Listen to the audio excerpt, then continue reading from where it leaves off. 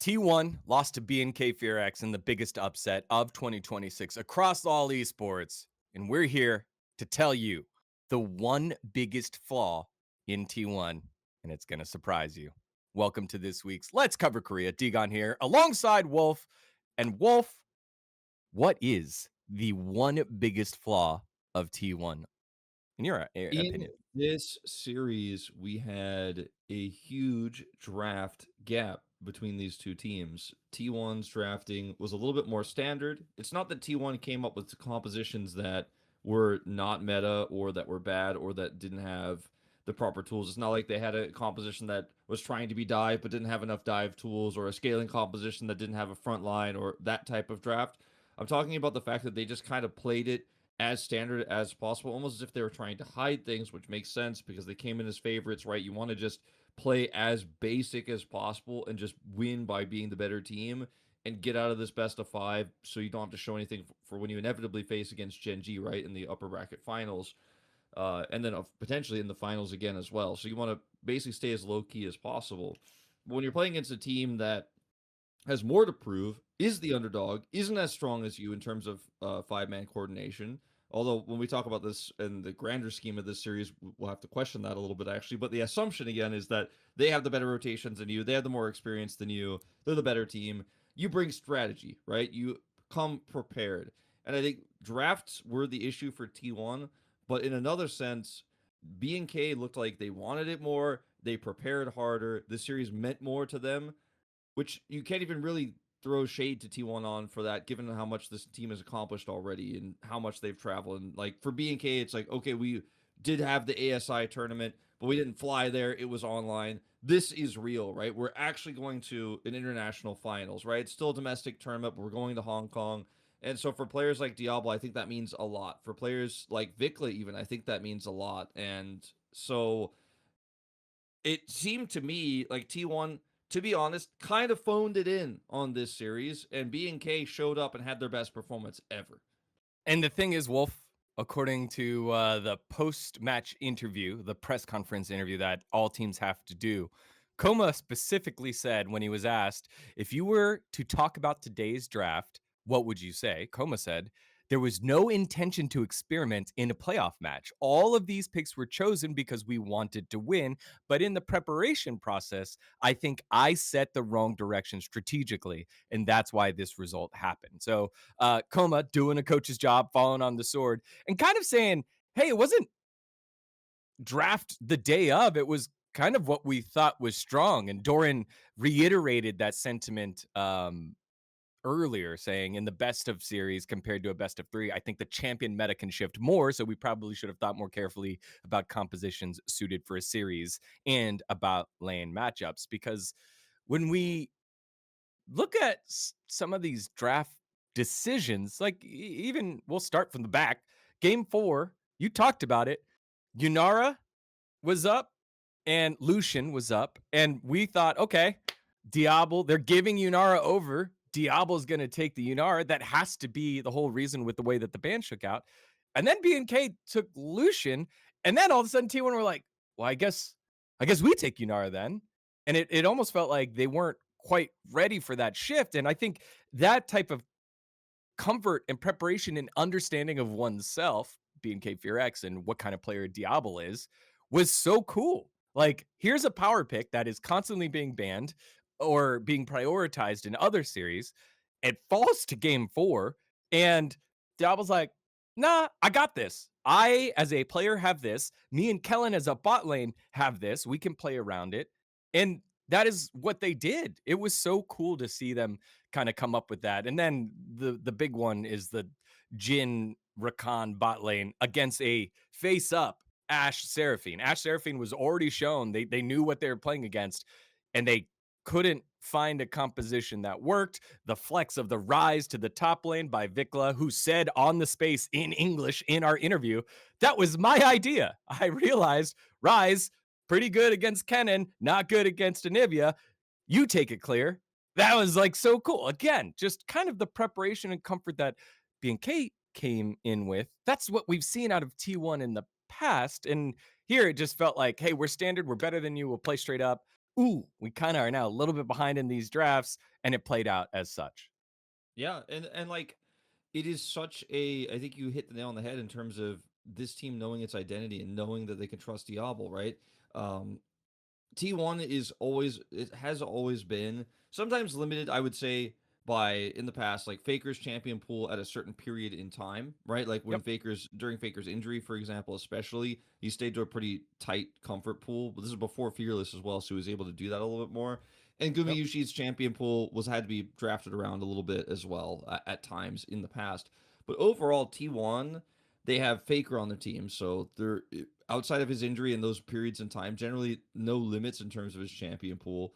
Owner also extremely flexible player, has so much in his wheelhouse, and both Doran and Zayas have also shown that they can kind of play both weak and strong side. Right during the last era of T1 in these last two variants or now three variants of the rosters. Um, and obviously, like I don't need to tell you guys about Carrier's pool.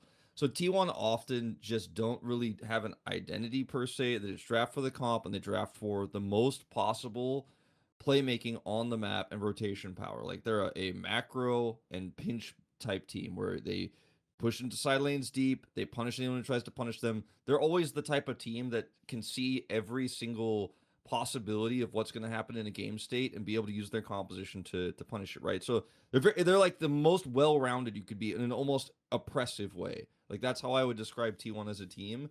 Whereas BNK are like we kind of like to dive, we do burst, we make 50-50 plays on and we hope that we like get heads because we outplay. Like we make the mechanical play. It's not even 50-50. Like they're like we got the weighted coins. We have Diablo, right?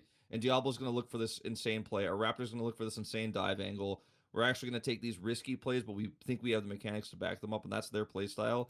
And T1 generally right now avoids that. When they had Carrier and Guma in the bottom lane, they played a little bit like that back in the day with double marksman and stuff. But right now, basically B and K here are saying we know exactly how we want to play. We know exactly how to punish T1, and we're just going to play like we have nothing to lose. And they drafted incredibly well. You mentioned the swap of the Rise and putting the Yone into the mid lane, but they already had the strong Ashe Seraphine that basically made it so there was no strong point on the map for T1. That was an incredible decision, but it requires Clear to be willing to make that. To be able to play that right, and it requires Yeah. Raptor to be prepped on the Maokai because it's a little bit more niche right now and they were able to pull it off. And that's Yeah. what's really cool to me. Vikla also the Twisted Fate game in Game 4 I brought up on the cast. It was his fifth game of his career. He came in after the early 2020s era of TF Silas and all of that we saw. The reason why Showmaker has a Twisted Fate skin is when he won the World Championship. It was an iconic pick not only for him, but it was incredibly meta at the time. And like during 2020 to 2022, we saw Twisted Fate all the time, and then it kind of fell out. And Vikla kind of missed that era in his time in the LCK, so it's not a pick that he necessarily was spamming games of as a pro. And now he's pulling out his fifth time ever in his career, and he was 50-50, he was 2-2, and he has a really good performance on it. But it wasn't about him, and like he's able to know, look, I think I can play Twisted Fate well enough so that Diablo can pop off. Clear's playing one of his best champions in the Gnar. He's going to be in the side lane. We're going to play that into the Jax. But that's the mistake that, that T1 make is they say they kind of ego it. Like Doran's like, yeah, I can do fine into the Gnar with my Jax. Like I can pull that off. It's clear it'll be fine. And it doesn't really end up being fine, right? The Malphite pick had a lot of setup, but the execution was too slow for T1. They fell behind. They lost the tempo. And I actually think T1's draft was honestly very risky, but it was a greedy draft where T1 was just like, we're just better than them, so I think we can pull this off. This comp is pretty easy to play, even though they have some great answers into it. They have the Trundle, they Yep. have the Gnar, and like they have the Millie Illusion, which is gonna burst anybody it finds, but we'll just beat them on the map. We're just better than them. It's not gonna matter. And that just didn't hold up in this series.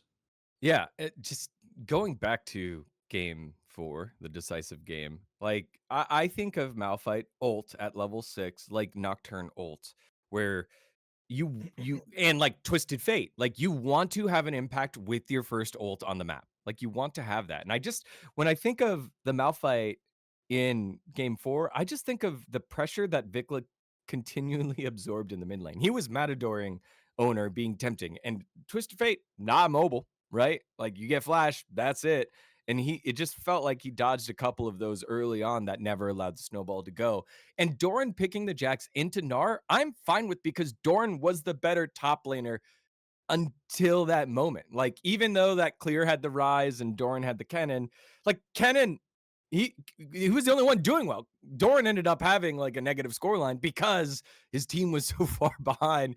Pays was not a champion in that game on the Jhin. We showed it on the broadcast. I think Diablo finished his quest at 11 minutes. Pace finished it at 18 minutes because they had to lane swap out of the lane because it was so rough, and the focus from BNK FearX was so clear on That what they wanted to do. It was stop Pace from getting anything going, and now Jhin is just a cannon minion. So uh, credit to BNK FearX, but I see what T1's doing, and they've been able to get away with it. Not even get away with it, execute it before. Like, T1 have made it possible that good teams can draft greedy and punish lesser good teams, but they weren't able to this time. And it feels like, oh, the hand did get caught in the cookie jar, and it kind of finally happened here, Wolf. Yeah, because when you look at that draft too, the Seraphine Ash lane, like I said on the cast, but I'll repeat myself. There was no pick that Carrie wants to play in this situation, like in the 2v2. There's just nothing.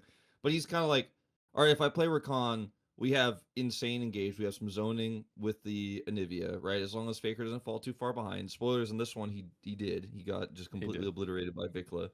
Um, Eggless. That was Eggless. one of the calls.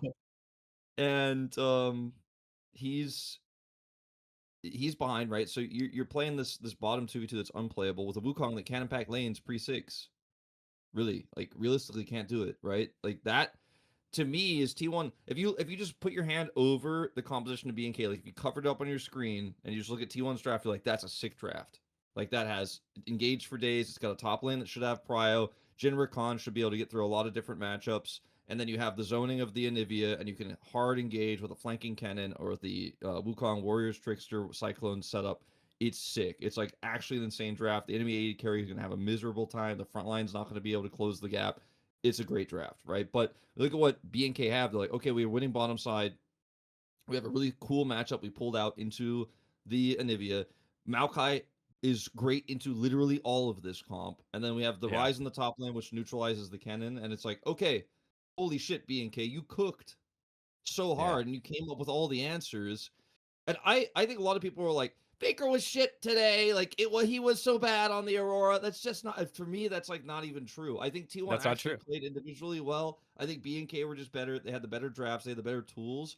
I thought in this series, game 1 and game 2 were some of the best games that we've seen this whole tournament. I loved game 1. Game 1 was sick. Like I mentioned on the cast as well, but I'll talk about it if you guys missed it, or if you watched it back, or you're watching Casual stream, whatever. The Baron setup where Faker tried to find the angle by himself, and then Owner was on the edge of the Baron trying to get in, knowing he's like, I have this one potential angle here, and then they're trying to push Owner out while also keeping Faker away, while also holding the Baron aggro. Like how B&K played that was amazing, but also how T1 played it as well. They're like walking on the edge, like they know the margins, they know there's a possibility they can get the steal. Game's not in their hands, but still fairly close. That game was amazing. And then game 2 had everything. Like Faker Silas performance was out of control, insane. You have the performance from Owner as well on the Ambessa, which was really good. Pays is Yeah. deathless, in this one. And then you have like Clear still making plays in the side lane, right? He pushes Doran out of the game, completely gets the solo kill on Faker in the bottom lane. Diablo also, despite the fact this is not a Diablo pick in the Sivir, is also having a really, really good game. Obviously, the ending maybe a little bit less good. But besides the ending of this game, I thought both of these two games were so fun to watch. They were so incredibly high level, and to me, it just felt like when I was watching these first two games in particular, and for the series in general, but in game 1, I was like, is Yeah. B&K just a top 3 team in the LCK? And I was like, I think they fucking are. Like I was like, this team is looking like a top 3 team right now. I don't Yeah. I don't think there's like any doubt in my mind like now if they're playing like this.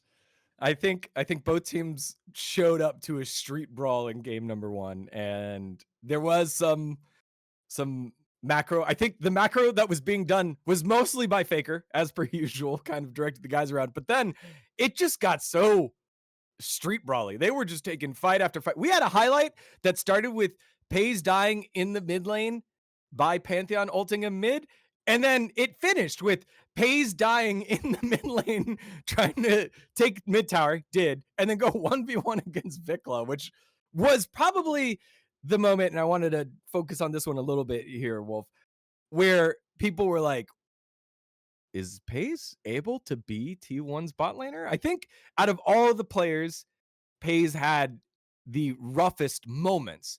I think everyone played well, and I wanted to come in and be. What is today? February 17th. You can stamp me now as a Pays defender, and here's why. I think if you go back to that Jin Rakan game, you look at some of the tools that were given, even the Aphelios Lulu Thresh Jinx game. They were playing the Thresh Jinx side.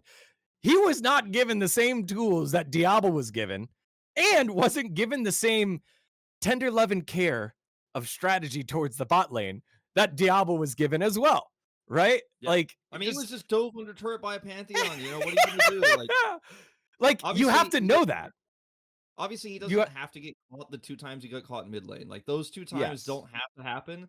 But also, if he doesn't try to farm that out or try to get those turrets or try to get something on the map, like, you know, they're just hoping for, like, he was making proactive plays, especially in the one where he was trying to get turret. He's making proactive plays, thinks his teammates are going to back him up. He also is able to get the Raptor ultimate out, right? So that's not worth nothing, right? I think he's thinking about the overall map plays in these types of moments a little bit as well, thinking about them incorrectly, I would say. And, like, you know, maybe Faker didn't hold on the leash a little bit there where he should have, or maybe it should have been Carrier who was kind of telling him, like, hey, like, you know, I know you want to get that minion wave, but we probably need you to, like, go maybe do the wolf camp or something for a second and just chill and Yeah. wait until we get a little more map control.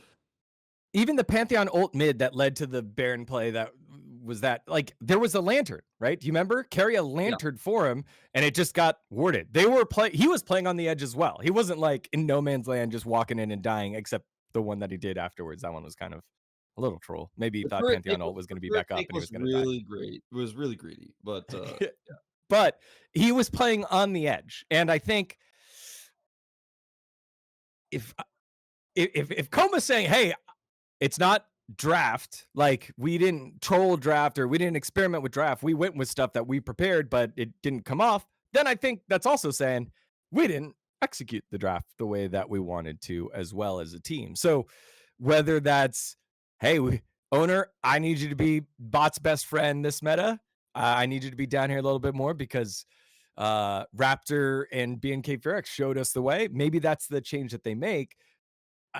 But a lot of, I think, these setbacks for Pays and for the bot lane were in draft. Like, everyone else, it's like, okay, we can kind of play through it or whatever. I think, except game 3. I think game 3 draft was just such a giga gap. But the other ones, it's like, okay, we can play through someone else and then we'll get you going. And they just never got there. Like, they took it for granted. They never got there. And that was that. The one time that he had priority, he gets to play the Varus. He's popping off. He's playing well. Who would have guessed? You give him Pays tools, he knows how to carry. He's done that his whole career. But when they played away from him, it seems to be where teams focus. Like, not even just this series against BNK FearX, but like throughout the cup, from Kespa Cup to LCK Cup and, you know, the official season, whatever, it feels like teams are like, hey, we are going to try and stop Pays from getting any momentum and play 5v4. You know, and that has not always worked, but that always seems to be the plan. Like, Pays has had some ugly ass score lines in some games. yeah, I mean, 11-8-4 on the Jinx is not really, like, exactly what you want to see, but Diablo's 9-7-7, right? Like, you know, that game is just a chaotic game where it was constant push and pull. There were constant macro battles that were heavy-handed. Like, oh, we're gonna dive this guy, and the other team is like, oh, we're gonna get your guys on the other side then. And it was just a ton of bloody trades like that, and constant skirmishing and scrapping, which is often very unlike how the LCK looks. But in this game, it ended up being like a really smart way to play it out, given how it started. Like, you just kind of had to keep fighting and keep trying to regain control. My overall thing with this is, we came into the day, I think literally every person that I talked to, including some on the Korean side, talking about what we thought was going to happen on the day. Everyone predicted T1, right? Everyone then said, but Like literally everyone was like, however, and there could be a little scrim type action going on. Like everyone was like, okay, what is T1 actually going to try some stuff, or are they going to just play incredibly standard and incredibly strong and win? And I think a lot of people were walking out of game one being like, oh, I guess T1's scrimming, but not really though, right? Like they played Yeah. Jinx Thresh into Aphelios Lulu. This is like really common. They played the Ornn into the Rumble, and then Faker gets Azir, and they get the Xinjiao. It's like because they lost, everyone's like, T1's scrimming. I'm like, no, I think this is the most standard. This is exactly what I expected. Like this is standard T1. They're not showing anything. They're not trying anything. They're just trying to win with what they're good at. And I kind of walked out of the series feeling like there was like an almost false narrative of people saying like, oh, T1 didn't really try or they were experimenting. I'm like, No. I'm glad Koma said otherwise. He would have said otherwise no matter what, because like that's his job and he has to do the PR for the team. But I just look at these drafts. I'm like, there is no experimentation here. There is no scrim type behavior. We're not seeing any sort of weird level 1 strategies or anything. It was BNK who was doing the more experimental, the more Yeah. unique, the different stuff that like basically they were using strategy, which is something that our top teams generally don't do that often. Like D Plus used to do it a lot back when they were a top team, but otherwise, usually the LCK way is to find the strongest thing, iterate, become the best at it, and like that's what we do. We don't like pull out curveballs too often. And there was that Reddit thread about the Kha'Zix game. That was discussed like a few days ago, which there's like that old GenG Kha'Zix game The from GenG Canyon. Kaza game, yeah. Yeah, that's like the rare case where you see it actually at the top level. But like, I want to walk out of this series saying I think both these teams are incredibly strong. I think this was a Yes. really good series. I don't think anyone should be looking at this. Maybe I'm actually overreacting and putting BNK too high on a pedestal. Maybe they had the right drafts here and the right reads here, and it's an Yeah, just a overperformance little on the bit. day. And maybe this team isn't as strong as I think they are. But I think I can confidently say, and I think this is like factually true, is that they have the potential to be, right? Like we saw it Mhm. with our eyes. Like the potential is there for them to be a top 3 team in the LCK. Are they top 3? I think they can be, and I think that they deserve to be called top 3 for this tournament based on that performance we saw there. I don't think T1 fans should worry. I don't think T1 is this the moment where you go, could T1 lose to D plus? Is it the end of T1? Are they not going to Hong Kong? I don't think that's going to happen. I think they will beat D plus. They beat them very handily last time. And I think they probably learned a lot from this series. This is not a series that you should panic about. This is not a series No. where, and I think I haven't seen a lot of that reaction, to be honest. Like I think a lot of people shocked, they just unshockingly, I should say, were like, the T1 was just messing around and screaming. I think that's not true, but also like they didn't have a panicked reaction of, oh, we're so bad, like, oh, this is so terrible. Like I guess Guma was better than Pays. I didn't see really a lot of that type of reaction on the internet, so I think most people are pretty aware. I just thought it was a really cool moment to celebrate BNK, celebrate good drafting. Celebrate Vikla, man. Like this, and it's so weird, right? Because we have him on the space. He comes to me and goes, "Hey man, long time no see." It was so cool. Like he was just in such a great mood because I was for last year, like I think midway through last year, the Vikla hater. I was like, Vikla is the worst mid laner in the league. He is struggling. I feel bad because he's a great kid. I know him, right? I covered him when we were in NA and I got to see how good he was. And then I got to see what he looks like with zero confidence. And it's just a shell of a competitor. And and then I didn't watch as much when he went to LPL, and then he came back into BNK and looked similar to end of FlyQuest Vikla and not beginning of FlyQuest Vikla. And I was like, where is this coming from? Because Raptor, top 3 jungler, Diablo is, the next great AD carry out of Korea. I was like, Kellen, meh. And then I was like, clear, whatever. I was like, you have these 2 solid parts, and then like some okays will do their job, and then Vikla couldn't get out of his own way. And then to see him go toe to toe with Faker, who was playing well. Again, he was playing well and get the solo kill, be the one to call out the swap for Rise and Yone, and then play this Twisted Fate and Matador so well. And the one time he died, and all of us were like, "What are you doing? Why are you flashing forward and for an auto attack?" It set up the fight that BNK FearX were able to win at the Drake that ended up being the decisive fight. It's just such a great return to form comeback story for a kid with the highest potential, as proven by receiving the Rookie of the Year award in the LCK in 2021.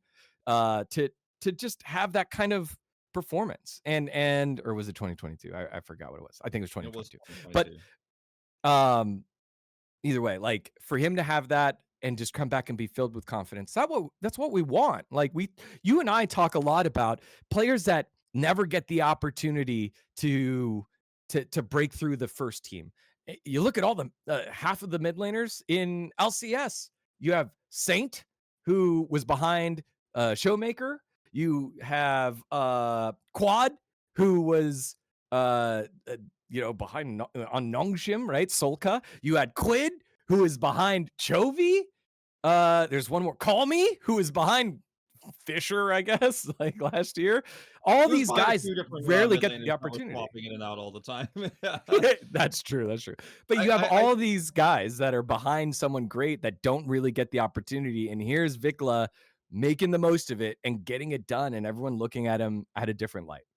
I think sometimes there's like a moment where everything clicks for you and you're like in the right mindset in competition, right? And I think this is the kind of night where Kellen's hitting these like insane McHale's, right? And Kellen as well.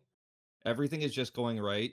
Um I'll tell you a quick story about me. So I played Heroes of the Storm obviously quite a lot and quite competitively because I was a Heroes of the Storm commentator.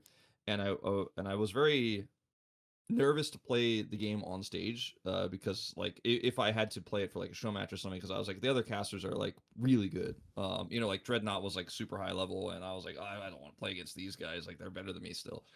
And I was like um at this tournament in China, and they wanted the casters to play the Chinese commentators and the English commentators to play against each other in Heroes of the Storm in this show match thing. I didn't know how good they were, whatever. But then they were like, okay, it's a Nova game where Nova's like she's from StarCraft, she's a sniper character basically. Her Q, she shoots out a little snipe thing. And basically it's like a one-shot kill thing where everyone turns invisible, so you have all these invisible people running around, you sniping each other. TLDR, it's really hard to see, but you can see like a little glint. If you've played StarCraft 2 and you've seen like a Dark Templar, you can kind of see it even though it's invisible. It's kind of like that. So you have to snipe well, you have to be able to identify where they are, snipe them quickly, whatever. It was gonna be a team-based thing. So we started scrimming. We scrimmed so hard because we wanted to win this match. It's in front of a huge audience in China, in Beijing, and obviously a lot of people watching online. And so we were like scrimming, and I was the worst, by the way. I was so terrible. I was not hitting my shots. Horrible, horrible in scrims. People were trying to give me tips and stuff, and I was just so nervous. Like, I was in my own head. For whatever reason, though, on the day on stage, everyone was in a great mood, and I ended up having like the most kills in actually kind of carried in the on stage match, and I was like yelling and popping off and telling everyone like, "Good job, bro! Like we got this!" Like it's that kind of moment. I feel like that hit for like every player for BNK on that day. Everybody's like not sure if they're gonna win it. They're really stressed out. This matchup means a lot. If we could, like, who they probably were in the way on the way to Lol Park, thinking like, isn't it crazy that if we do somehow pull this off, we go to Hong Kong? Let's Yeah. not like be delusional here, but like we could go to Hong Kong if we do this. Like, and somebody's probably like, all right, like let's focus on the draft. Calm down. But somehow, some way, they're able to get on the stage, pop off. Vikla's in a great mood. He's in the great mindset. He's able to call that swap. Those types of moments for T1, like they're the team that is just trying to defend the 14-0 predictions, right? They're the team that's like, yeah, it is a walkover for us. That's what everybody thinks. Like, so mindset wise, it couldn't be more different in terms of what these two teams are able to accomplish. And sometimes that underdog energy hits hard. Yeah. And for BNK, I wonder how much we will keep hitting hard, because that is kind of, for me, like one of the most exciting things ever in LCK at any point in time is when we have a team that is not in the top 2 or top 3 conversation looking like they should be. It's rare, but we saw a glimpse of it. So I'm personally very excited to see what happens for the rest of this tournament for them. Even though I Yeah, did predict that DK was going to be better than them, and I was very yeah, wrong. yeah. But it's like it's it's like you're glad to be wrong because of what it means to the league and what it means to uh changing things up, but what it means to the fans, right? There are we cover this for you guys a lot. There are other teams fans other than the big teams, and there's that one guy in chat. He was there to cash in and just support his team. FearX underscore enjoyer in Twitch chat is always there, and he was there, and I gave him a shout out on the broadcast, and it just felt really cool. He was there. He was like, "Oh my god, I was, like called out. You should have voted 3-0." And then everyone like recognized him. It's just what a way for the community to come and rally around a result of a match.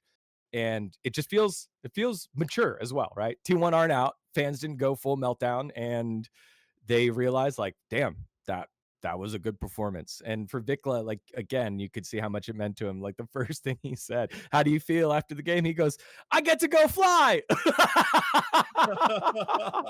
It was awesome. It was awesome. And The now their audience next too. oh yeah, go ahead, The go ahead. audience Egon like was so crazy because like literally on the T1 side, everyone is like, "Is this real? Are we losing to BNK?" Like it was so silent. But on the BNK side, you could feel like they weren't ready to believe it.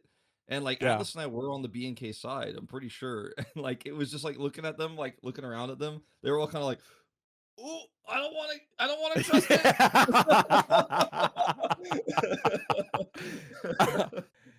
Oh It was yeah. such a fun day.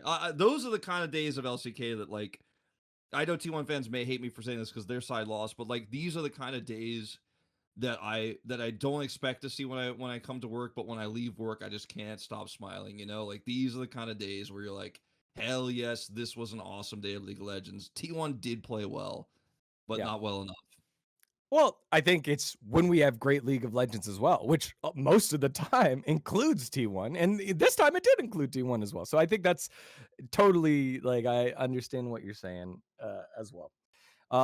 Their next matchup, BNK FearX, as Vikla already knows, is against his former coach in Ryu and GenG, who took down D plus Kia, not perfectly. They did finally drop a game in 2026 against D plus Kia. It was game number 2. And I feel like for Gen G, as we turn the focus there, they still are humming. And we kind of wonder if it was like, and maybe affected T1 as well, the fact that they hadn't played on the stage yet, right? It had been a little while, and maybe it took a game to warm on up. They did lose game 2, but even in game 1, it was little, a little slower. I think Shu got the solo kill onto Keen in a Ornn versus Rumble matchup after Shiwu was taken to the shed by who is it? Was it Rich? Was it Rich the one that played against him? That Yeah, like literally 24 hours before, we were like, yeah, damn, yeah. Shiwu looks rough, and then he goes and solo kills Keen. Solo kills team, yeah. Like, what is going on here? And then everything settled down. GenG went back to GenGing and took care of business in that game. And then the other game, it was the Elder Flip, right? It went pretty late, 40 minutes into that one, and then GenG ends up winning that one pretty comprehensively. But what did we take away from this series here, Wolf? I kind of felt like overall D plus had some cool draft ideas, kind of similar to B&K. Like I don't think that theirs were as good, but they had some cool ideas. Unfortunately, the execution was very bad on some of these ideas. I looked at this series for me as like if I really had to like if I go back in time, right, and look at my snapshot of how I felt at that moment before watching the BNK T1 series, I Yeah. was like, is GenG better than T1? Maybe T1 just is definitively better. Like GenG doesn't look that clean, but I was like, oh god, D plus are not better than BNK. Probably that's not. I'm a little bit concerned. Like Yeah. neither team looked very convincing. I feel like both of these teams look less convincing than BNK T1 after watching it. Of course, again, I think T1 will bounce back and they won't necessarily be up against the wall in terms of draft reads the next time they play, but like for example, let's talk about some of the strategy that we saw from D plus. I thought they were going to play Ezreal Leona in game 1. I thought that was kind of for sure. You're playing into Rakan, really strong there. You can Jarvan engage with the Leona. You have great setup. You have the Orn Horn. So, like, yes, there's a Talia on the other side. They have Talia Vi. That's really simple. Macro-wise, though, and side lane-wise, you have a lot of power, even though you don't have a global because you have Leona, right? Like, that's kind of what I thought was going to happen. We're going to see Career roaming around the map. It's a pick that he's been up and down on for me. Like, I thought his Leona had some amazing games. I thought he had some games where he kind of ran it down. But he plays Yuumi and gets detached knocked up by Duro, and they die. And I'm like, all right, well, if this is the Yuumi performance, you can't do it. Like, I get the idea, you're going to empower Smash. You're going to give him a little bit of extra surviving power. He's going to get endless hunger. He's going to pop off on 3 items. He's actually just going to be the guy who takes over the game in a way that Leona can't do for Ezreal. Like, Leona is like, I make it so my Ezreal hits the shots because the enemies can't move. Smash is like, I always hit the shots. Give me Yuumi. Like, maybe that's what happened in the draft. And it just didn't work. I think the draft was a cool idea. Execution bad. Let's move to the Ashe Seraphine Malzahar game. Yep. Cool idea. You lock down the Zahen when he comes in. You kill him. You have a lot of CC. Because you have the Jax and the Mundo, you can always extend the Seraphine ult in the way that you want it, almost in every scenario. And you have a front line. You've got good damage with the Malzahar. You could also Malzahar ult the Kalista if she's trying to pop off in a fight and deny her a bailout, for example. There's a lot of really cool stuff in concept here in this draft. Ashe Seraphine winning bottom lane. Didn't ward, got ganked by Canyon, lost all the steam. Yeah. That's the kind of stuff that happened in this series.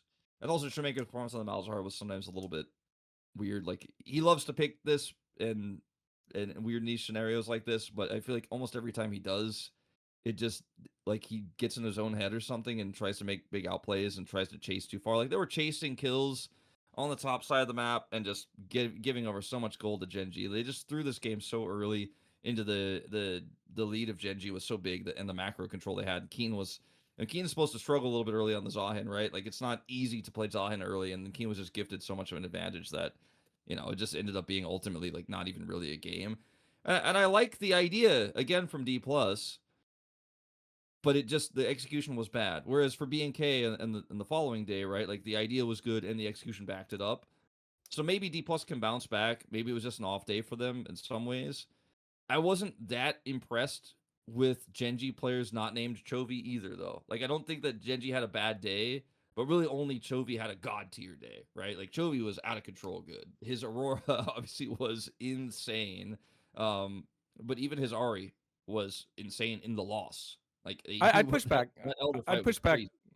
a little bit where I think Kenyon had a good day. Like, this was like a pretty interesting Kenyon day. We heard his comms as well. Like, I think in one of the winning calls, That's fair. he was yapping a lot. And we were talking to the back, being like, he's the more quiet one normally, more reserved, he can support and give ideas. But he had the one fully wraparound gank, I think it was, on the Vi, where he goes top, ganks, and then runs all the way down to Drake Pit, gets there as it spawns, and is there on the spawn and able to get that kill as well. And it was just like, that's Kenyon. Like, he'll make that risky play, know the timing to be able to get from top to bot and be in the right place at the right time with the cooldowns. And we don't celebrate that as much because we don't always get to have either ProView or one dedicated cam when there are so many highlight plays that are coming from Chovy, from Ruler, from Duro, from Keen.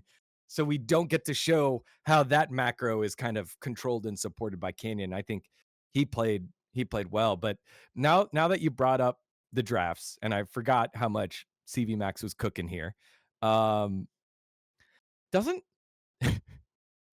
D+'s makeup kind of seem like it's BNK's makeup, but with a better mid laner? Doesn't it seem similar? You have Smash, who they're like, yes, Smash is the guy that's going to carry us. We're going to put career on shit like Lulu and Yuumi, and he can do that. But it's almost like they don't have the same, like, conviction to play it that way, the way that BNK FearX does. They're like, well, Clear's not going to carry. It's going to be Diablo that's going to carry for us. Whereas Shiwa could carry, and Showmaker can carry. Like, you can play through that. So maybe Lucid has like less, like, hey, I'm gonna be bot. We're gonna be bot. We're gonna just spam bot and remind you guys to do that stuff. Which is why I think something like the Pantheon, level 2 gank that ruined the Ashe Seraphine lane kind of happens because everyone's kind of doing their own thing. And Smash and Curry, like, okay, we're going up against the strong bot lane. We're a kind of strong bot lane as well, so we don't want to get caught. And oh, there it is, and it's over, right? No one kind of, it wasn't like a cohesive like reminder for everyone. CV Max can say whatever he wants, like as they go into the game, and the final parting messages after he does draft, be like, hey, remember, strong bot lane, blah blah blah. But if it's not being kept up by the team, then you're not going to be able to execute it. Whereas it just felt like BNK FearX were on the same page. They knew what they wanted to do, and the player profile types seem similar. Yeah, I think there's definitely some truth to that, especially in how the drafting shook out in both of these best of fives.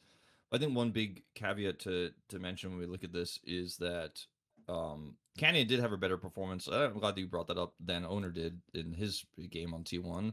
But That's true. also, it's much easier for Vikla to pop off and look like a god with counter picks like the Yone with the push of the rise of the top lane against Faker than it is against Chovy. We've talked about Showmaker being the best mid laner of Kespa Cup a lot, but Chovy wasn't there. And That's a great point. and like Chovy, he is just a different beast. So I think that warps some of these drafts and how they play out and how D plus want to play the game. Is just Chovy is just way better than anybody right now in the mid lane. And Showmaker has had those incredibly high highs, like you mentioned. Unfortunately, it didn't really happen in this series. And I wonder what should the identity of D plus be? Like, should it be more Ezreal picks for Smash? Should it be like he should even play like Draven? Should they lean into more Lucian for him and try to play like Diablo? Or should they just try to put him into better strong scaling positions where they play through side lanes and he carries with just good positioning and damage min-maxing on even picks like Jinx or Ashe or Sivir, and see like what happens there, because I think that the problem with this roster is that Lucid is not the same as Raptor. I think he used to be, but I think now Lucid is more like Owner. Like he can play anything. He's a very multifaceted playstyle, but he's also a very measured jungler now. And if you want to play the way that BNK does, you need Showmaker to be winning lane, and you need Lucid to be a psychopath like Raptor is. And like Lucid's a little bit too careful, I think, these days. That's kind of my recent read on him. And D plus are just super inconsistent, Like one day I'll tell everyone like, no, you guys are too down on career. I think he's had his moments, and then the next day I'll be like, all right, fine, I'm done with it. Like you guys are right. Like he just doesn't have the potential. Like it's gonna take a little bit longer. And same with like Shio and Lucid. I'm always like, oh, it's one of the strongest top jungle duos. We don't see playing through the top side too often, but like Shio and Lucid do it a lot. They're really good. Their performances are super in sync with each other. And then I watched them play like the next day, and I'm like, okay, well, I don't know, maybe not. And I feel like I wasn't wrong before, but I was wrong only on that day, or I was right only on that day, and then I was wrong the next day because the consistency just isn't there. I don't know what causes this, but it's not CV Max, because this has kind of been a thing for D plus across multiple different rosters for the last several years.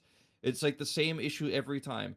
It starts off, everyone's firing on all cylinders, everybody's looking great, showmakers pop off in the early season, right? Whether that's the beginning of LCK Spring or LCK Cup in this case, just like last year, and you're like, damn, is D plus back? And I know we meme this, but it's like more than just D plus is back and then they're not back, and there's the fell forward award on Chronicler's shoulder.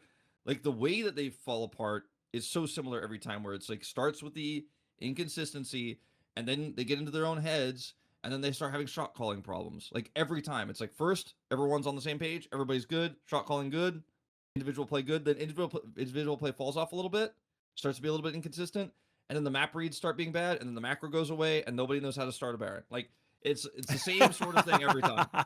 And right now we're kind of at the part where like we still know how to start Baron.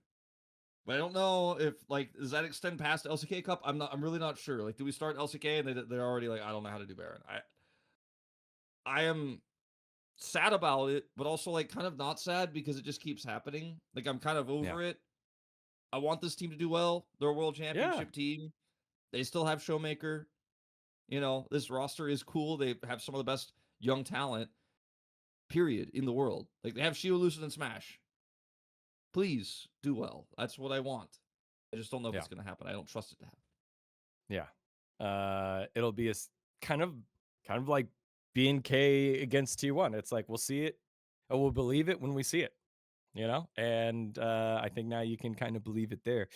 But Wolf, can you believe we are one terrible, terrible Elder Dragon game ending call away from not having BNK FearX and T1. We could have had the DN Automotive Supers probably play against GenG and D Plus versus T1. It could have been a completely different timeline because if you guys forgot, and again, we see your feedback. I see your feedback in the comments. Sometimes you want us to talk about your favorite team, which isn't T1, Hanwha, GenG. And so the DN Automotive Supers, 5th seed, playing against BNK FearX, the 3rd seed. It was the pick from play-ins. They were really close to upending it and started the trend of teams in losing efforts having top laners that just looked godlike. Like Dudu was playing out of his mind to keep the corpse of his team alive while they were still alive. And it was such an awesome effort to watch. But I don't think that gives enough credit to the DN Automotive Supers, who started off with a Nocturne Oriana comp and Nocturne Oriana. I said it wrong. Nocturne Oriana comp and executed it so well that they couldn't lose. Like everyone had moments in the DNS BNK FearX game. Like everyone had great moments, but Dudu was a constant. Pioshik had some big moments. Closer had some big moments. Peter and Duck Dom had moments, but also had like oopsie moments as well. Peter definitely had some oopsie moments. But it was a great series to kick off the week. Like it just was kind of surprising to see how well they played.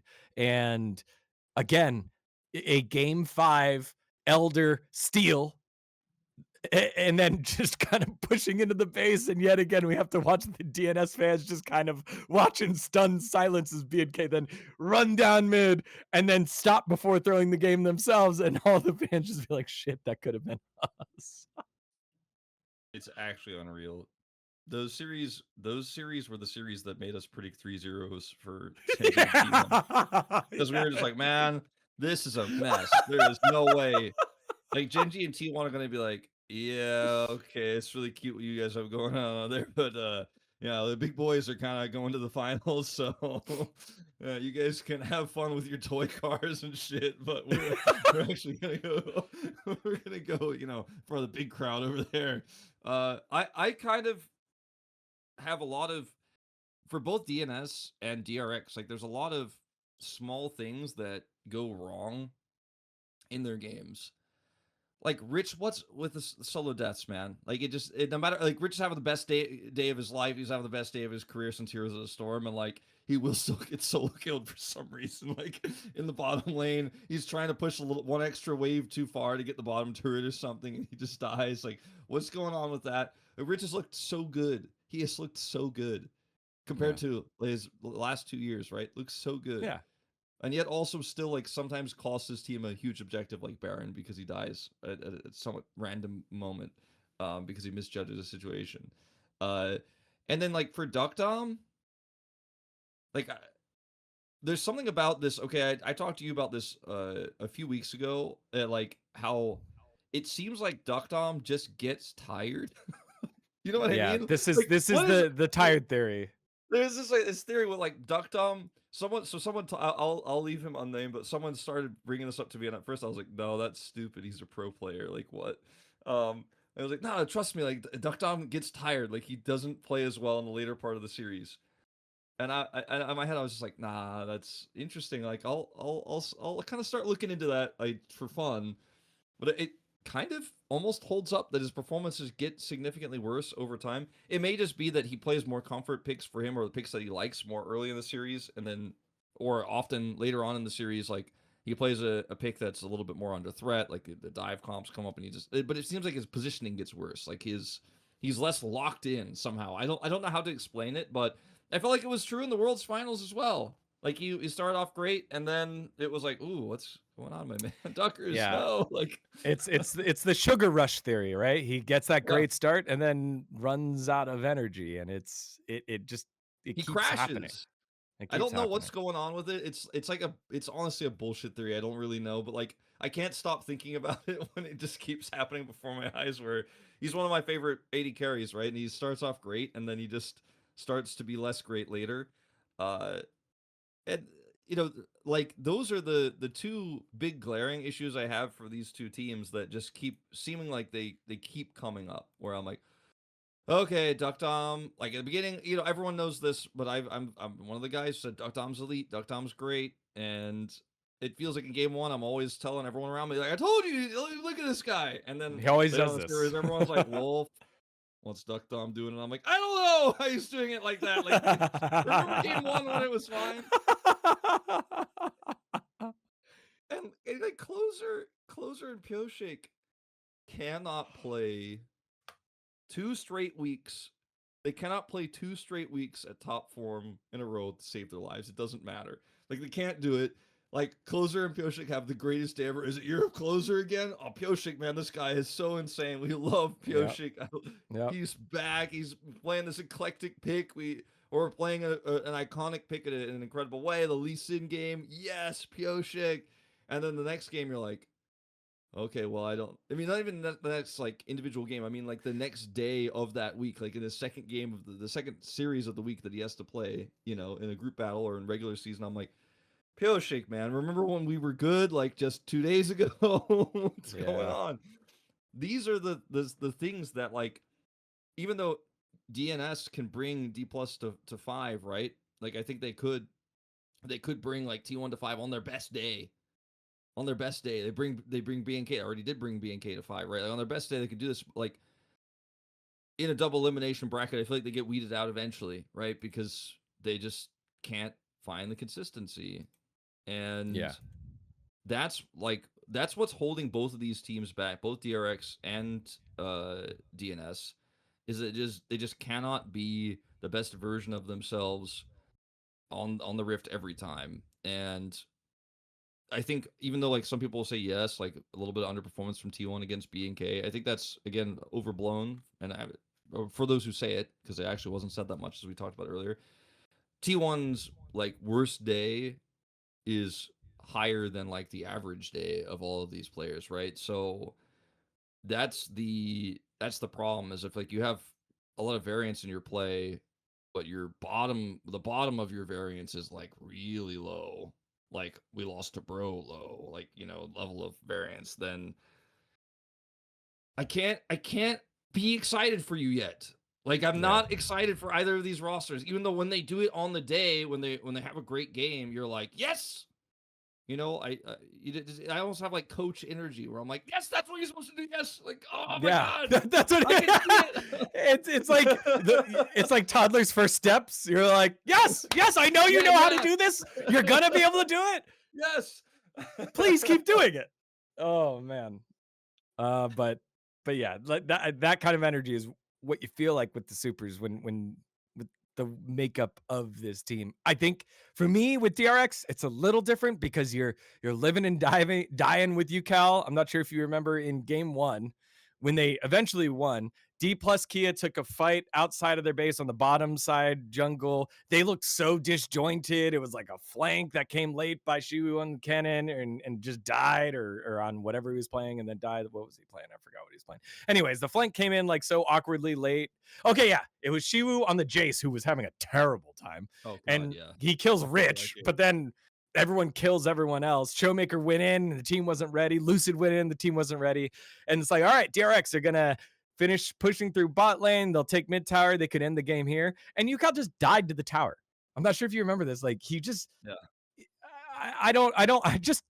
he just died to the tower, like mid tower. It's like minions are coming in. He's like, I'm gonna auto this. Oh shit, I'm in range. I just took 2 shower shots. I'm dead, guys. We gotta back off. And the game like lasted another like 5 minutes. It's just shit like that's UCal, right? We know UCal's highs, but we also know UCal's lows. Like you got to live with both, which is why I think it's a little different than like, let's say a BNK FearX or let's say a DNS, because I do think that closer closer's floor is higher than UCal's floor, but maybe his ceiling and UCal's ceiling is a little higher. It's just his performance is a little bit more constant. So with DRX, I think it's you gotta you have to hope that UCal like rolls the heads on that day, and that there's enough engaged champs for Andal to play engage, and that you get Hots rich and not Dignitas rich. Yeah, Gio is he's just part of the dysfunctional family, back to the Geoverse. Like he's They're just well intended. They're so well they're intended. so well intended, but like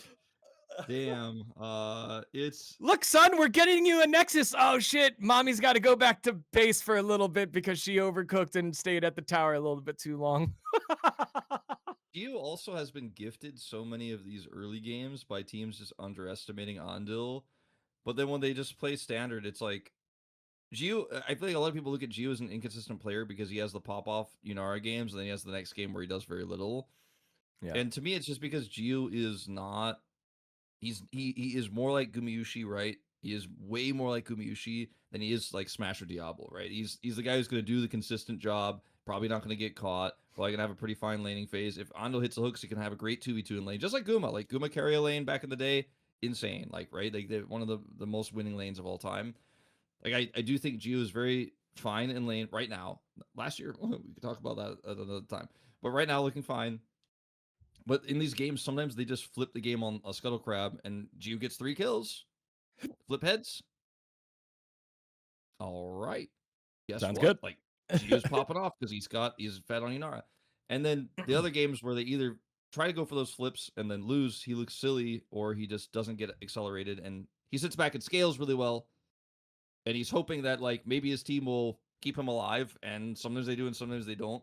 It's funny to me though that Gio has kind of ended up being the most sane and normal and consistent player on this roster, where Yeah. Andil is like going in no matter what, even if it's a bad time to do so. Willer is just like either doing the same or like just hard farming and like not being on the right side of the map that he needs to be. We've already talked about Rich and UCal. So Gio, I think, is good. He's actually good right now. But if you're an 80 carry who has Gio's playstyle and the team doesn't draft for you to be good and to carry, you just have to hope your teammates aren't cardboard cutouts, and maybe you could do well. That's kind of where Gio's at. This is what I like about this year is that some teams, the way I would call it is like offense and defense wolf. You have some teams that just want to play scale. They'll matador you and then just scale and then get to a team fight and then try to win it. Like any team that my bro Captain Teddy does. But this year, it feels like we have a lot of teams that are doing a lot of shit. They are willing to go fight, scrap, flip the game. If they're trying to get matadored, they will try to break through the matadoring and maybe throw the game, but maybe not. It's usually the worst team that is trying to break through the matadoring. So therefore, even if they win that fight, this meta doesn't lend itself to ending easily as well. So it has just been exciting. It's exciting to see. I think we have one slow team, which is my bros for now. I think it's just my bros. Maybe Nongshim. But other than that, like we have a lot of fast teams. We have teams that want to fight, they want to scrap. Kind of a fast team, I guess. Or sorry, a slow Yeah. team. KT a little slow. I think KT and Bro kind of in the same archetype, based on what you're putting down. Yeah, little KT is aiming and like maybe so BDD gets slow. us there. They can't end the game slow. Oh no. They were just getting the entertainment value and then it bit him in the butt. Maybe he's like, hold on, All I'm right. farming. Well, that is a lot of the LCK action from this week that we wanted to cover. There was more news that came out, and we'll have our little slice of uh, Korean fan culture. The head coach and staff for Team Korea has been announced for Asian Games Wolf, and it is a familiar name and face, especially if you're a fan of the LCK, that has been named head coach, and it's Hirai, who most recently was head coach over for KT before Score came on in and took over. Been there for a long time. One of the quote unquote old guard coaches. Wolf and I have talked many times before about, do you get the former pro player that is now the coach, or do you get a more traditional type coach who maybe didn't play as much or have such an illustrious career, but has coached for a long time and knows how to run and manage things. And Hirai, a little bit more on that side than the former pro side, especially when compared to score. But this hire, what does this make you think? And I don't want to dive too deep into Team Korea and all the selections because we're gonna need we're gonna have episodes of that as we get closer and closer. But yeah, what are your initial thoughts on this hire? Um, so a lot of people don't know this. Excuse me. A lot of people don't know this about Hirai because they think of him as they think of him back from like the King Zone days, his time on KT Rolster, right? Obviously, but he was actually a StarCraft 2 coach and manager in like 2010, late 2010 to early 2011 was like where he had his start. Um, like I can actually show you this picture, Dion. Like I just looked it up because I was like, what exactly did he look like back then? 'Cause it's so long. Honestly, not that different from now, just very much younger. I just posted it. Uh, Oh Hirai my built god. a roster that if you are really old like me, you will remember or have heard of, even if you weren't a StarCraft 2 fan per se, Incredible Miracle. So he was the guy who built the StarCraft 2 roster that had Nesty and MVP, often referred to as I am MVP because Incredible Miracle, right? And Incredible Miracle also was very briefly a team in League of Legends as well. But my point for how Hirai got his start in esports basically is that he was the guy who was able to talent scout Incredible Miracle. And Incredible Miracle was the team in StarCraft 2. It had all the best talent. It was the most winning team in the team league for a really long time as well. He's the guy who's the talent identifier first, right? That's basically what he did. He brought so many players that the IM team ended up being pretty huge at first, and like some of the players got weeded out eventually because they were not as good. And IM was one of the teams that also had like the most sponsors early and stuff like that. As a result, they had a really big clothing sponsor. Which, if you look up like Incredible Miracle players, like they have this Goo Gims shirt with wings on it that was super iconic because it was their clothing sponsor. No one else was really getting sponsors like that back then in StarCraft 2 in Korea because it was so much smaller than StarCraft Brood War. So here I get to start that way, right? I think when I think about building a roster for the Asia Games, he's someone that I think would come to mind of being able to identify the right talent because we all know who the best talent would be for an Asia Games roster, right? You just pick the best player in every role. But the Korean fans right now are having a pretty interesting discussion, and I think everyone is probably having this discussion amongst their friends everywhere in the world, whether it is best to build the roster that has the highest chance of winning Hmm. or the highest chance of getting the most military exemptions. And if you think about it from the military exemptions perspective of like instead of trying to win, you have to win obviously to get the exemptions, but to try to make it with the roster that gets the most value to the LCK in terms of high value players who don't yet have military exemption, then that conversation gets a little bit more interesting. Then you're really trying to you're kind of scouting within the LCK and seeing who can work together well, trying to build a roster where players who are cross team have good relationships with each other and can play together well. You know, a jungle player that can play with a bottom duo he's never played with before, for example. I think Hirai would be great for the job. It is also, I suppose, worth noting that in the Asia Games rules, you are not allowed to be a coach of any LCK team in order to be the coach of the Asia Games team. So that's, I think, part of why Hirai was selected because he is still inactive at the moment. For the most part, citing health concerns.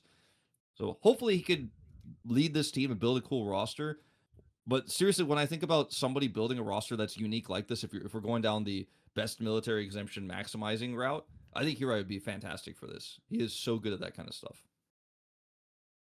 I I just I just worry, right? Because if you go back to the last time they lost Asian games, like that was such a disappointment, I'd say. Like it was kind of a shock, which is why they ended up pulling out the super team that they used last time. And then they had the whole marketing of Kespa behind them. It was Team Korea. Like if you go to the PC Bong at Law Park, because the Riot has a PC Bong there that is all themed and whatnot, the mouse pads have Team Korea on it, and it has like the whole roster there. The guys are marketed and branded like they are one of the teams like in the LCK, and it had so much more like focus and attention and marketing around it that eh, you have to win.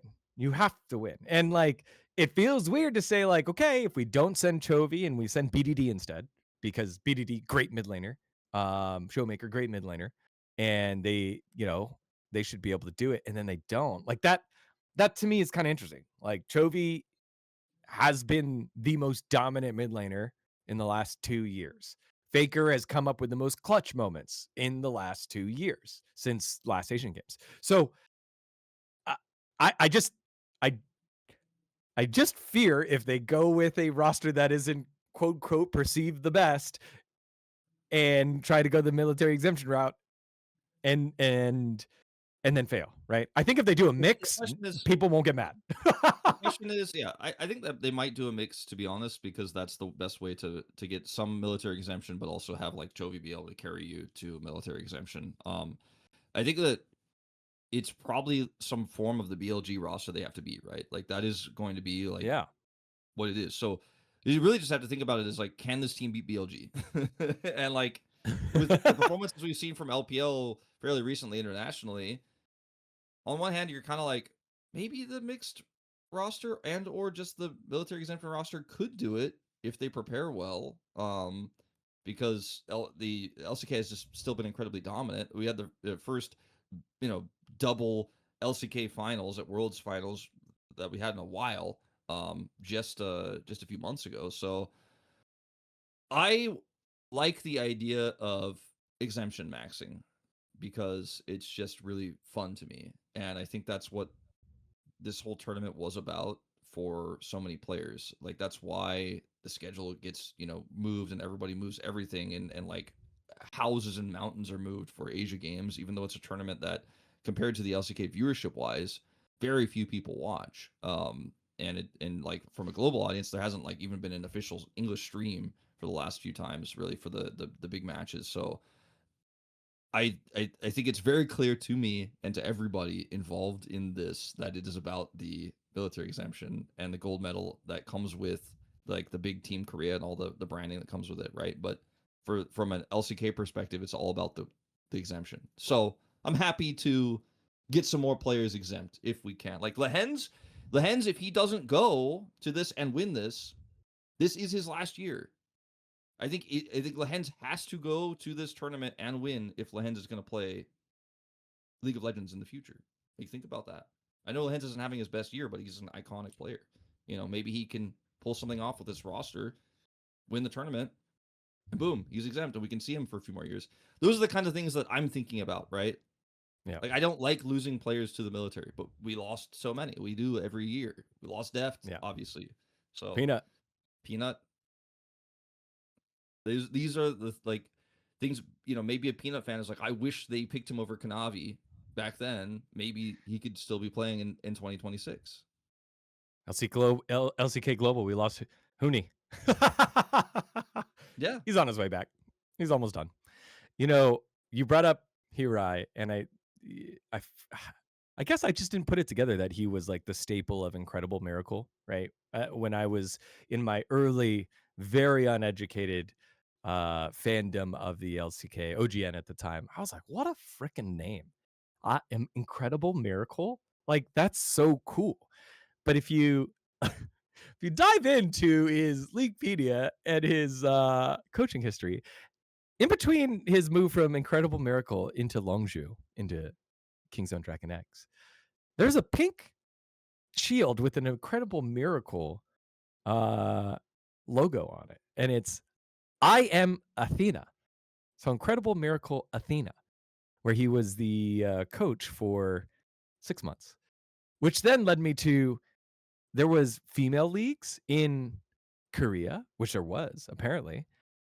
Incredible Miracle Athena was the team, and all their players. It's all listed there in Leaguepedia as well, and they participated in uh, the Spenu Women's League, ladies battle, and then also the in China, the Longzhou Gaming Queen Invitational Season 1, which was won by both tournaments won by Hirai's Incredible Miracle Athena squad. And it's just like, wow, in 2015, 2016, they had these leagues kind of pop up. And Hirai was like, yeah, I'll do that.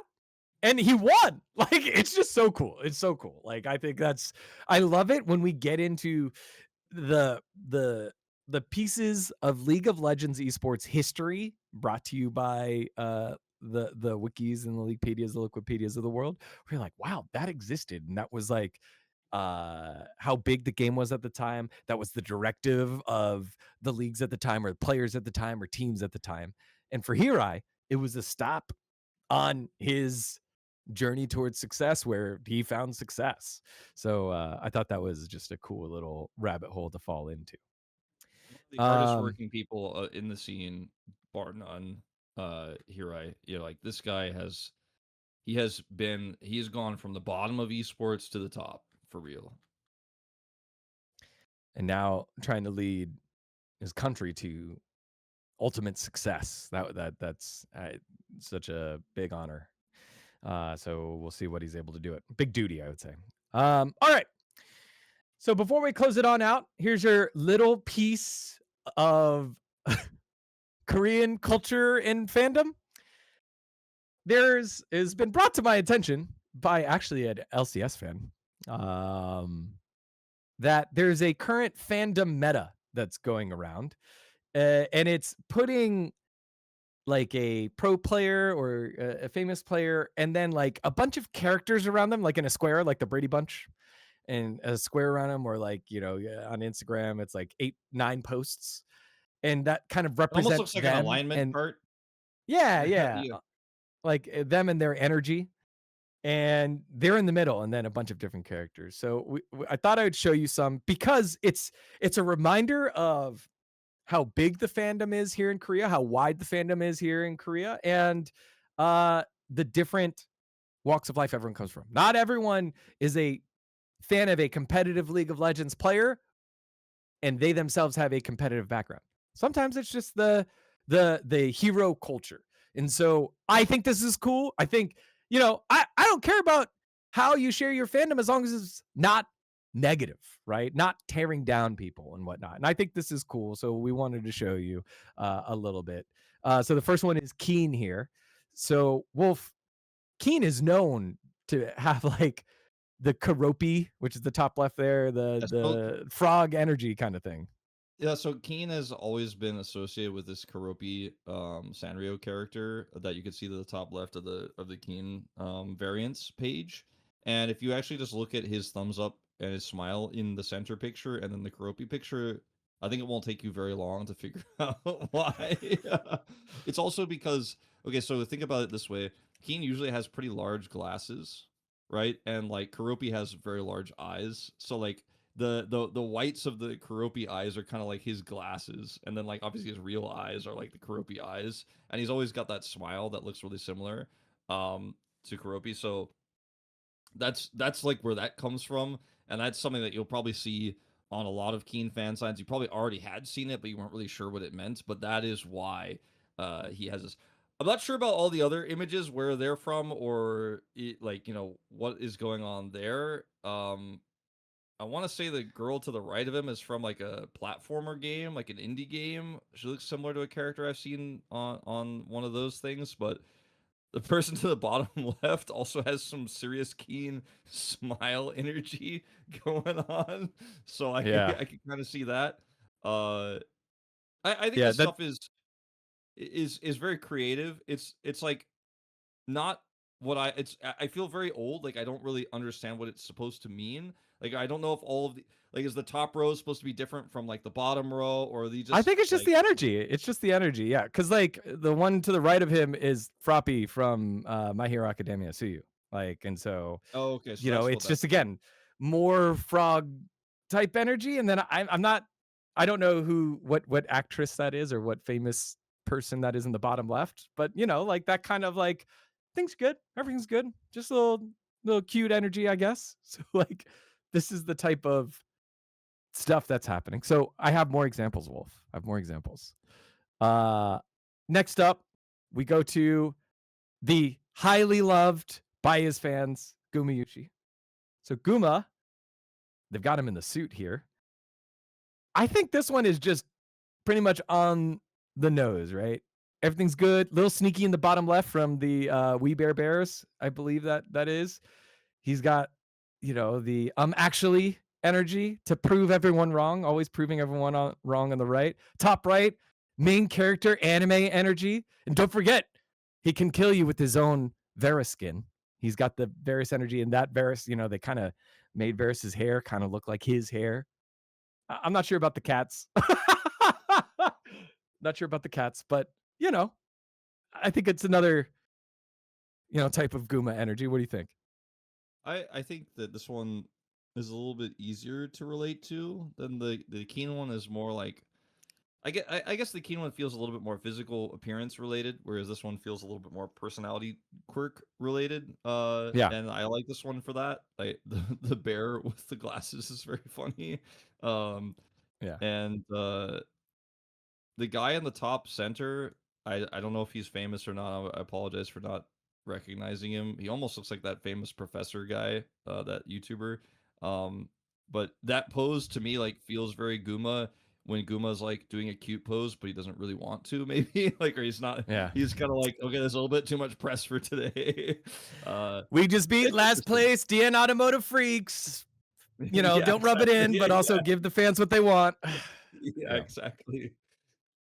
And then finally, this is what I need your help, Wolf. We got Peanut, and I guess the one that jumps out to me is Princess Diana Yeah, in the bottom left-hand corner, who's just is it he brings like the regal energy, the loyal energy. It's like, oh well, everyone acknowledges how great Peanut is because he's such a spokesman for the LCK and some of the biggest moments. Is that what I we're mean, going with? wasn't What do you think? Diana really well known for making the essentially the crown known and more popular outside of the UK? Yes. Like, that's kind of my Yes. like that's kind of like my understanding of why Princess Diana was so revered, is that she was like really good at, traveling and basically making people understand that the royalty was important. Um Peanut, not really known for international performances. Not as known for international performances, but look, I don't know. For some reason, when I see the Princess Diana in this one that this person has made, I think, okay, that's weird. But also I kind of feel like, okay, maybe it's not that weird, but I can't really explain why. I don't know, this one feels also just a little bit more about this I don't know, what some of his expressions, like the Peanut facial expression energy. Because I can kind of see like every single Peanut expression in all of these characters or real life people, if that Yeah. makes sense. I mean, we've got Winx Club there in the middle. We've got Haikyuu on the left. We've got One Piece in the top right. I don't know what that is on the bottom. We have Cinema Roll, I believe, in the bottom right. Like, I'm trying to stay up to date with all the characters and all the memes and culture, with the culture. And this is the meta. This is the meta that's happening. So There's a lot of this going around on Twitter for sure. I'm all for like if you find some of these tweets and then you scroll down, you see other people's. Like I see one for Zeus right now. I'm seeing on my feed. I see one for Viper. Like it is everywhere. It's like you guys have probably seen this. It makes me feel old. It makes me feel like I don't know what's going on with the internet. Which is often the case. But this also seems to be, for the most part, not a Korean fan movement, but a Western fan movement, or English speaking fan movement, I should say. Like a global fan movement. And I think it's cool and all, but like, where's Romer with Billy Joe Armstrong, right? Like, where's my Romer variants? Okay, where like, when am I gonna get one for Kellen? Okay, where's my Kellen energy? I think it's a little top heavy what I'm seeing with the variants right now from the fans. I want to see Teddy's. Okay, Teddy's popular enough. Why don't I see him in there? Where's Castings variants? Come on, guys. Can't just only make the popular players things. Romer will have Kim Yeji, right? Because that was the gold medalist air rifleist who got the gold medal for the pistol one, right? And became super popular after the Olympics because remember, he is the #1 solar queuer with that insane win rate. And so I think it's just now about him, put it in there. That would be in there for Romer for me. What would be in yours, Wolf? What would be like one of Wolf's tiles? I don't know, actually. I never really thought about it. Like, which characters are like me? Yeah. Somebody, many people have told me, when I was like in high school and in like early post college years that they thought I somewhat resembled Leon Kennedy from Resident Evil. Maybe Leon Kennedy. Yeah. Oh man. I don't know if that's really true anymore. And for whatever reason, Koreans have often told me, like, no matter what year it is, no matter how old or young I've been here, whether I have a beard or not, because when I moved to Korea, I did not have facial hair at all. I have had people just instantly look at me and say, Wolverine, like from X-Men. Oh yeah. And I'm like, I don't really. I wish I had Hugh Jackman energy. People literally point at me and say Hugh Jackman, and I'm like, thank you, but maybe you put your glasses on. Look, the hair's peeking out from the side. I was gonna say even before Hugh Jackman, your hair kind of goes like and does like the Wolverine hair where you have like the triangle. Yeah, Like, kind yeah, of. your hair does that when it goes untamed. Yeah, I guess that's how we'll leave you, chat. What do you think would be in our boxes for our variants, I suppose, as it's called. But as always, we love showing you a little slice of the fandom that we get here in the LCK, as well as just a great week. I mean, it's been a great tournament so far. There were a couple of like sleeper games and maybe one sleeper series, but generally all the matches have been pretty good, except week 2 when everyone was getting dunked. But from week 3 and during Super Week when we had best of 5s and everyone was pretty matched against someone of their own competition skill, and then same thing with play-ins, and then same thing. It's been like 3 or 4 weeks of just very, very fun League of Legends, and now we're getting to the upper end of the matches and showing like, hey, not everything is concrete with BNK's moves and changes. So well, we just wanted to show you a little bit of the fandom around the LCK. So before we sign off, let's quickly do our preds on the matches that will come up with some new history. I think the closest one, Wolf, without knowing what you're gonna say or do, has to be this first game, right? It has to be D plus. I mean, not D plus. DRX DNS. Like that to me is the confusing one because we'll have GenG versus BNK, DNS versus DRX, the winner of that against D plus, and the winner of D plus versus the winner of the lower one against T1. Those are our 4 matches for the week. Let's just start there. DNS versus DRX. Is it flip a coin? Like what? It's hard to really definitively say one of these teams is better than the other. And yet I can still see both a 5-game series between these two or a 3-0 stomp, depending on the form on the day, because it's about that consistency, right? And like what I can't know right now is what that consistency, who's going to be more consistent on the day, who's going to have those, like who's going to roll high, right? Like it's not even like a coin flip, it's 2 dice rolls, you know? Like which dice roll is going to come up like 6 and which one's going to come up 2, or it could even just be like a 3 and a 1, and I'm like, man, neither team played as well as they did last week, and this series is horrible, but like the Supers got a 3, so I guess they win. I guess if I really want to boil it down to that, I feel better about Willer and Gio overall than I feel about Kyoshik and Duckdom in terms of like best of 5 series. Yeah. And I kind of feel like Dudo is better than Rich for the Supers. but I think that might be somewhat champion pool dependent. Andil versus Peter is like, I want to say Andil is better right now, to be honest, even though I think Peter is the better player overall, and right now is going through an adjustment on this roster and spent a lot of time on the bench and stuff like that. I think I have to go DRX, even though I think on his best day, like on the best day for closer and Duck Dom, they're better than UCal and Gio, right? Like I think we all agree with that, and I think the same for Peter. I just overall think that DN Supers are like they're both inconsistent, right? But their lows are lower than DRX's lows. And even if like Dudu's lows almost never happen, he's really consistent. Like Rich's lows are good enough to where it won't ruin the game, I think. So I guess I'm expecting DRX roll higher. I guess I'll predict DRX here and probably say like 3-2 is my guess. Like 3-2. It's gonna be another 5-gamer. And it will I think this series will either be really painful for everyone, which is my expectation.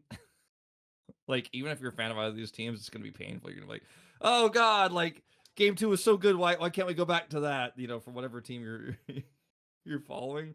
But also for the fact that when we get deep in this draft, like the deep in the series, the drafts will become absurd as well. Or we could have the glow up, right? Where everyone rolls a 6 for one of these teams and they have a BNK moment, and we get excited for them to ultimately lose to D+, who they played 5 games against as well.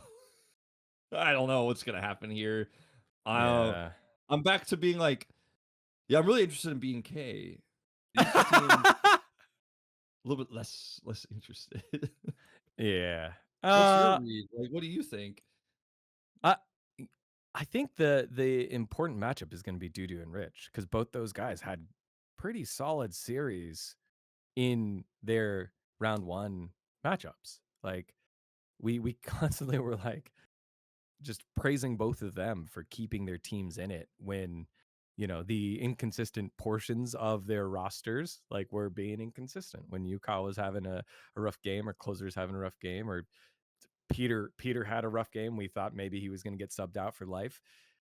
So when I think about that matchup, like I give that to Dudu. Like this is year of Dudu. Like when we were doing all the year of memes, year of Dudu was the one that I was like, I think this is the one that is like the realist. And maybe it is Vikla now, but the year of Dudu has felt the most consistent in off games. It didn't feel like it was his fault. It was like Piszczek was like, you know, put up a stinker game. My fear about picking them is that they were able to steal a win from BNK with the Nocturne Oriana comp and able to execute it. So 1, they got it. 2, they were able to do it, which, as simple as it may seem, like it's so punishing if you mess it up, and they seem prone to mess things up. So I like that. Yeah, I feel the same way as you. This where is it's actually like really difficult. fun. Like I almost want to just go around asking every single person that I know who follows LCK even tangentially to pick up a team and then explain why. Because picking a team is harder than explaining why is even harder. You're like, I think they will randomly be better because I have no facts to back this up. I won't throw anyone under the bus, but we did have a prediction on our global side of a 3-0. And I was like, that's insane. That's so insane. Like that just is. You must, to call a LS quote, you must have a hot date. Like you just want a hot date out of here. And that's DNS and DRX are not going to give us that. They're going to give us Fast and Furious cinema, right? They're gonna. It's like, this is dumb shit, and I can't stop watching. I said earlier that I think I would not be shocked or surprised by a 3-0 at all, but I also would never predict it. Like I would never tell people definitively that I think that one team will be so much better on the day, because you literally just can't know, in my opinion, with these squads right now. It is just impossible to know. I haven't even given my prediction yet, but I'm a 3-2 DRX, I guess. Yeah, give me the supers 3-2. I just now I know I'm willing this. I know I'm willing this. Not willering this, willing this. I just need Pyosik to get himself a win because you just saw how much a little bit of confidence goes the way of a player who has caliber in him, like Vikla, but just who has suffered more heartbreaking losses than Pyosik, other than maybe BDD. BDD slash Cuz because they've been on the same I team. was gonna say. I know. I saw as soon as I said who, Wolf got close to his mic. You can rewind it like 10 seconds. He went, woof. And I was like, all right, I better Yeah. ease up BDD. against the BDD defender. All right, yeah. But I mean, Pyosik has been on some rough patches without reprieve, right? At least BDD had his thumbs up crying moment. I'm going to Worlds moment. You know, he had that. And then I want to Yoshi trust won D Worlds. plus. But anyway, yeah, I'm just saying. Yoshi should've won won Worlds Worlds. already gone. Yoshi already won. That's true. D plus. I think D plus win. We didn't talk about it, and we don't have to spend too much time on it. But one of the biggest disadvantages, and this will be my feedback on the Cup tournament, and I don't know if there's a way to fix it, is that D plus have to play less than 24 hours after playing a best of 5 that unfortunately for them wins all 5. And they don't know. Like T1 doesn't know. D plus and BNK don't know who they're playing until GenG decides. And I think that's like, again, the advantage of winning and being the number 1 seed. I think it's kind of unfair because it was group battle. So T1 is, at the whim of it. It's kind of unfair for BNK FearX because they were the best in their group. But it's so difficult. I wouldn't say unfair, but it is such a disadvantage for D plus to be able to have to do that. Like you don't have time to prep specifically against GenG.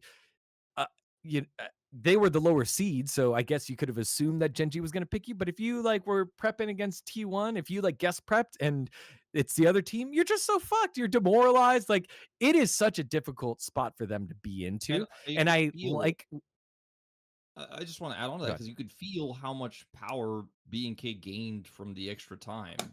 Yep. Right? Like we both mentioned it, like their play styles, like their draft styles were super similar, but the execution was way better for B&K. Now I'm not necessarily saying that's the reason why B&K beat T1, but correct. You can feel a difference, right?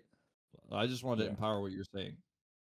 And yeah, that was basically it because we saw CV Max and the team try to cook and draft, right? They tried to cook, and maybe it was the lack of sleep, energy, recovery, focus that led to, oop, Yumi got knocked up, GG. Oop, level 2 ganked on our Ashe Seraphine, GG. Like, I think with time, D plus will be able to prep and handle whichever team comes their way in terms of DNS and DRX.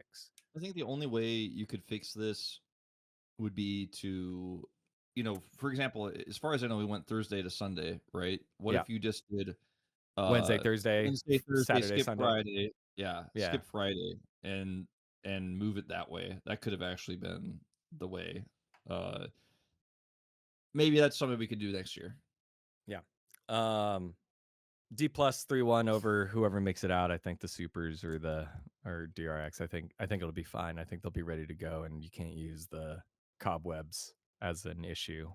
Yeah, I mean, we'll see what happens. Like if one of those teams has a really strong performance, I'll refocus because D plus didn't look great against GenG either. But my expectation would be that I'm much more interested in the GenG BNK prediction. That's the interesting one, but we're obviously a ways away from that right now. I think I mean I'll go first. They play next week. I think they play on Saturday. But for me, I think, or maybe they play Friday. I forgot. I think that the matchup doesn't bode as well, right? T1 was willing to get into a slop fight fest, and so was GenG in game 1, I guess, because of the solo kill that happened in top lane, and then all of a sudden they wanted to fight their way out. But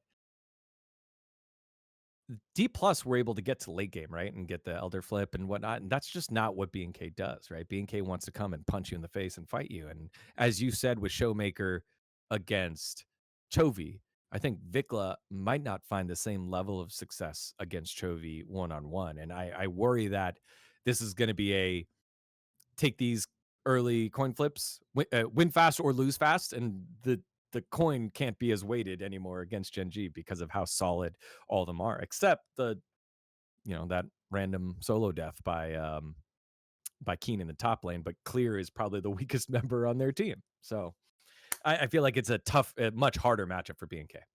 I just kind of think that, like, I want so badly to tell you guys I could predict BNK and do something fun and interesting, and I really want to, like, do it.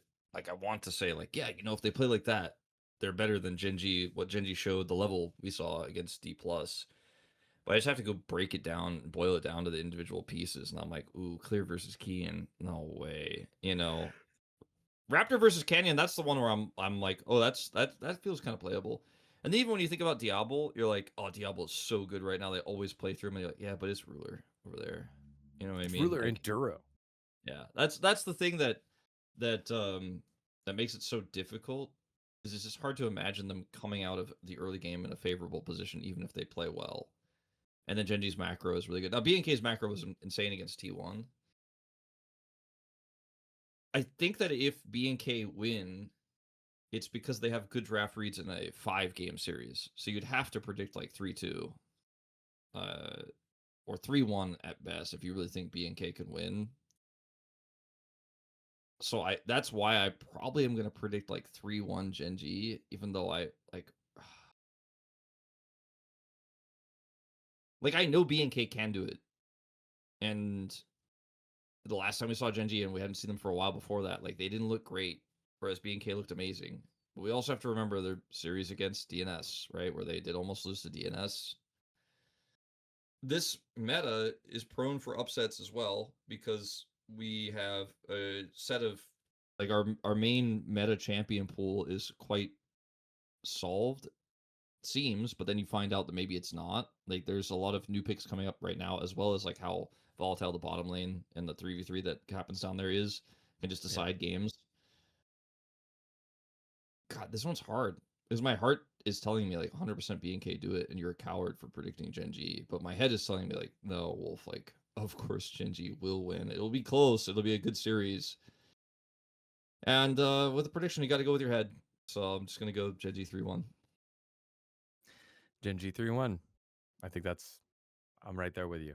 They'll win one hands fight, but then I think it's gonna and just kind of like I said with the DNS DRX matchup, it's top lane for me. I think here it's Raptor versus Canyon. Like, can Raptor create enough plays that overwhelm Canyon's kind of control of the game? Because that's what he does. He does that really well, as well as his hands, but like he does the controlling of the game really well.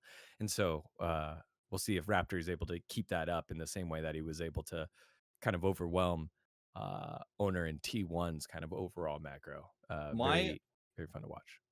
My ideal final, honestly, if I had to like architect the bracket fully, would actually be T1 and BNK, the revenge match for T1 in the finals. Like, BNK beats GenG. T1 versus GenG is this hype matchup that we get in the lower bracket finals, and then it ends up being like T1 has to beat the team that almost, knocked them out, right? Alternatively, it would be really fun if we see T1 and BNK match up in the lower bracket final as well, and to see if T1 can get revenge to go to the finals. So either way, it's going to be a banger, like, no matter what, because I don't think T1 loses to D+ or in some crazy world like DNS or anything like that. So I think that we will see T1 in the Hong Kong, like we talked about earlier. It's just a really fun bracket. Like, it's just a really fun tournament. This has been, in my mind, way better than last year. And even though Hanwha won, which was kind of unusual, right? And we had the cool storylines there, this just feels like there are just more good teams, and everything is more fun this year. Maybe I'm just recency bias, but I'm loving this tournament this year. Yeah, I agree. Let us know in the comments below if you agree, and also what me and Wolf's variants would be. I'm really interested in what you think characters or people kind of reflect our energy. But yeah, it's been a great week, great tournament, and we will have our final 3 teams heading to Hong Kong for the lower bracket finals and the grand finals all wrapped up in our next episode. So make sure to be there. We'll see you then. Bye-bye.